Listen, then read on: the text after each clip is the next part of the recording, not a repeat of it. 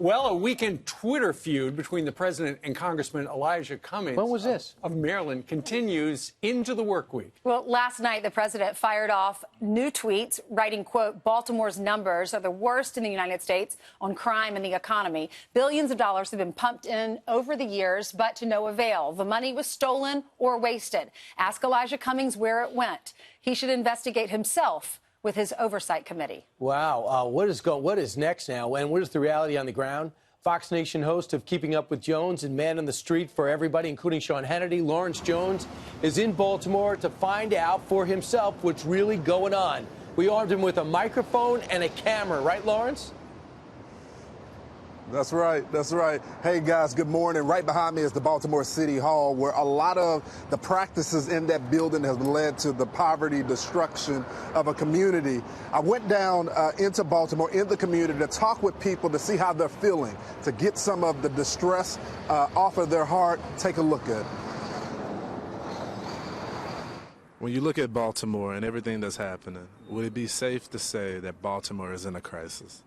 Wow, yes, I would honestly say yes. You know, from the drug selling to the killings, you know, the poverty, you know, it's just crazy. What do you see when you see Baltimore? Poverty, crime, what do you see? I see poverty, crime, I see crime as a way of life. I personally don't even want to live in Baltimore anymore, and I'm afraid to actually raise a family here, and this is my home. The crisis is not just the crime, but the crisis starts downtown with the government.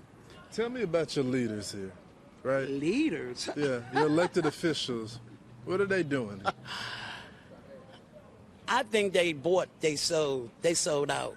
When you look at Baltimore, describe what do you see? The boarding houses, drugs. Tell me what you see. I just see a city going wrong, the wrong way, because I grew up, I've been here 58 years. And it was such an honor, pleasure to live here. And what I see now, something I just drive through, and I'm almost in tears of what it has become. I love Baltimore, but Baltimore is like a sewage right now. You know, the president said, called our city rat infested. That is true. It is bringing great attention. It has brought attention so much so to the president. So that tells you something right there. And guys, I talked to the people here. They have made it very clear they don't care about the politics of things, but it's very clear that liberal policies have definitely affected Baltimore. The question is, what will be the response? We've seen the failure of all these cities, including Baltimore, with people, whether it's corruption, the zoning commission, the mayor's office. There's been bad apples in the police department. This entire town is corrupt. And so who will respond to it? Will there be a conservative response? Will there be a libertarian response to the reckless policies that has destroyed this community? Lawrence, I was just in Baltimore, ironically, last week. I asked people, what's the difference since the riots? They said nothing. They said what's most disturbing, perhaps, is if they need an ambulance, if their lights are ever out, if there's ever flooding in the streets, a water main break. People take weeks to come by. No one's going to bat for them. Literally, one block is treated one way, 2 blocks over is treated a different way. There's an inequity built into that city. When you talk about the forgotten men and women, Baltimore is included in. These people feel like no one care about them. Yesterday, I went past a park. This is the summertime. You would think you would see kids playing in the park. Well, there were no kids playing in the park because the gang had taken over the park. You saw them selling drugs right there. Nobody came to break it up. This is American city. And if we say that we care about people and we want to invoke change, then we got to do something about it. I understand in many circles, they think the conservative message wouldn't be welcome here. They don't care if it's a conservative message or a liberal message. They just want people to care about him. And we have tried the liberal message for over 70 years in this town, and it's been reckless to these people here. And so I'm saying, conservatives, come here, pound the pavement, talk to people, not about politics, but about what they're going through, and I guarantee you they'll be willing to listen. Lawrence, how do you fix the problems there, though? Because it used to be a destination. People wanted to move there and live there. Nancy Pelosi's dad was the mayor.